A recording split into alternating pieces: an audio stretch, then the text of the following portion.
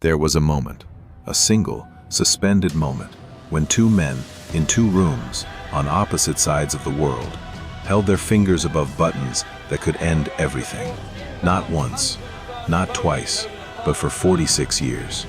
This is the story of the war that was never officially declared and nearly destroyed us all. In the spring of 1945, two great armies stood victorious over the smoldering ruins of Nazi Germany.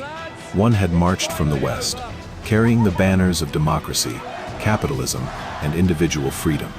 The other had bled across the eastern plains, forged in the crucible of communist revolution, and ruled by an iron doctrine that trusted only the state. For a brief moment, they were allies. They had to be. Hitler's war machine had demanded it. But the moment Germany surrendered, the handshake ended.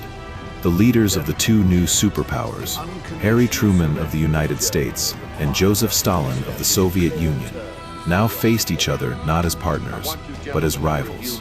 Truman had just been briefed on the atomic bomb. He hinted at it to Stalin. Stalin already knew. His spies had seen to that. Trust was not a word that would survive this moment. The ideological fault line between the two nations was deep. America believed in free markets, free elections, and the right of individuals to determine their own destiny. The Soviet Union believed the future belonged to the collective, and that communism would eventually replace capitalism across the globe. These were not just different systems of government. They were different visions of what it meant to be human, and they were not going to coexist quietly. Soon, the world began to divide. Winston Churchill gave the divide a name. An iron curtain, he said, had descended across Europe. Behind it stood Soviet-controlled states, Poland, Czechoslovakia, Hungary, Romania, Bulgaria, and East Germany. Countries that had survived the war, only to fall under the influence of a new empire. The West responded. In 1949, the United States formed NATO, the North Atlantic Treaty Organization, a military alliance built on a simple promise. An attack on one member would be treated as an attack on all. Moscow answered with its own alliance, the Warsaw Pact. Two massive blocks, two nuclear arsenals, one planet. The arms race had begun. It started with the atomic bomb dropped on Hiroshima in 1945. Within 4 years, the Soviet Union had developed its own nuclear weapon. These readings Within a decade, both sides possessed enough warheads to destroy humanity many times over, and they kept building. Meanwhile, propaganda machines ran day and night. In American media, Soviets were portrayed as ruthless infiltrators. In Soviet newspapers, American capitalists were depicted as enemies of the working class. Children on both sides grew up learning to fear the other. Fear had become the most powerful weapon of the Cold War.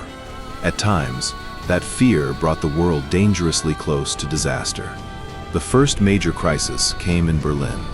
In 1948, the Soviet Union blocked all road, rail, and canal access to West Berlin, leaving 2 million civilians trapped deep inside Soviet territory. Stalin believed the West would eventually abandon the city. Instead, the United States and Britain launched the Berlin Airlift.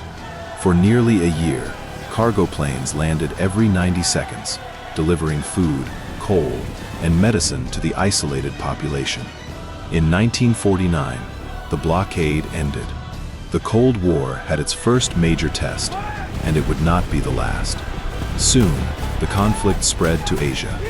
In 1950, communist North Korea invaded the democratic South. The United States led a United Nations coalition to push the invasion back, while China and the Soviet Union supported the North.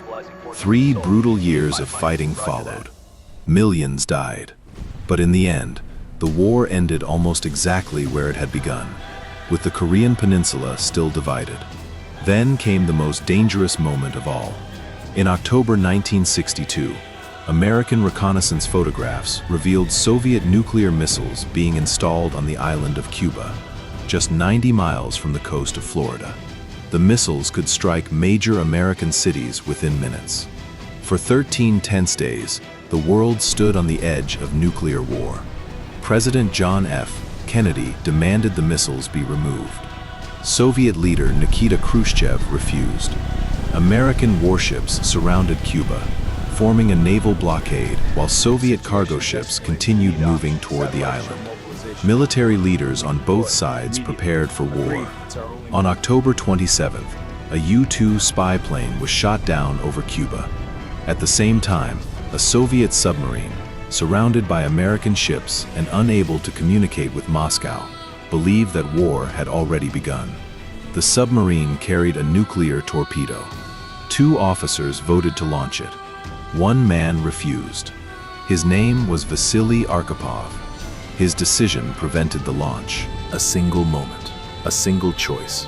1 man who may have saved the world. The next day, Khrushchev agreed to remove the missiles from Cuba. The crisis ended, but the fear of nuclear annihilation would never completely disappear. While armies stood ready for war, another conflict unfolded in the shadows. The intelligence agencies of the 2 superpowers, the CIA and the KGB, carried out covert operations across the globe. Coups, espionage, assassinations, secret alliances. In Iran in 1953 and Guatemala in 1954, governments were overthrown.